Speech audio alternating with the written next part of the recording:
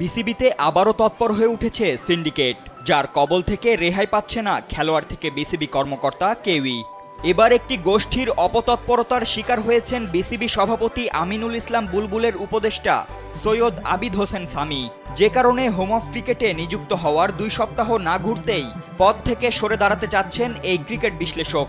সামাজিক যোগাযোগ মাধ্যম ফেসবুকে এক দীর্ঘ পোস্টে এই ইচ্ছার কথা জানান তিনি। সামির বিসিবি সভাপতির উপদেষ্টা হিসেবে নিযুক্ত হওয়ার পর থেকেই চলছিল নানা আলোচনা সমালোচনা। একদিকে যেমন অনেকেই সমর্থন দিয়ে তাকে জানিয়েছিলেন শুভকামনা, তেমনি অন্যদিকে অনেকেই করেছিলেন কানাঘুষা, কারণ তাদের ধারণা ক্রীড়া উপদেষ্টার আশীর্বাদ পুষ্ট হওয়ায় এই পদ পেয়েছেন সামি। এমনকি সামির উপদেষ্টা পদ থেকে কন্টেন্ট বানানোর কাজ চালিয়ে যাওয়াকে অনেকে কনফ্লিক্ট অফ ইন্টারেস্ট হিসেবেও দেখছেন, যার কারণেই সমস্যা তৈরি হয়েছে বলে জানিয়েছেন সামি নিজেই। ফেসবুক পোস্টে এই ক্রিকেট বিশ্লেষক লিখেছেন, আমি কন্টেন্ট করছি মূল সমস্যা আরও স্বচ্ছভাবে মানুষের সামনে তুলে ধরতে। গত এতগুলো বছরে যে সমস্যাগুলো আইডেন্টিফাই করা যায়নি সেগুলো সবার সামনে তুলে ধরলে সমস্যাটা কোথায়? এছাড়া বিসিবির সাথে আমার কোনো আর্থিক চুক্তি হয়নি, উপদেষ্টা পদের কোনো বেতন নেই, আর আমার কন্টেন্টের জন্য যে ক্যামেরাম্যান যাচ্ছে তা অন্য সাধারণ মিডিয়ার মতোই যাচ্ছে তাদের নিজের খরচে।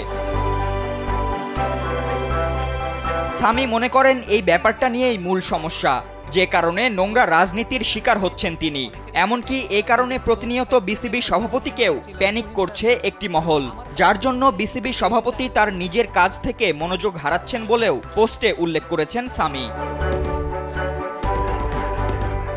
সামির ভাষ্যমতে তিনি উপদেষ্টা হিসেবে থাকলে বিসিবি সভাপতি আমিনুল ইসলাম বুলবুল পদে পদে বাধাপ্রাপ্ত হবেন, বিতর্কিত হবেন, যে কারণে উপদেষ্টা পদ ছাড়ার সিদ্ধান্ত নিয়েছেন তিনি। তবে পোস্টের শেষ ভাগে আক্ষেপের সুরে নিজের স্ত্রীর এক গুরুত্বপূর্ণ বার্তা দিয়েছেন সামি, যেখানে তিনি বলেছেন, বাংলাদেশে শুধু মেরিট বা শুধু ট্যালেন্ট দিয়ে কিছুই হয় না।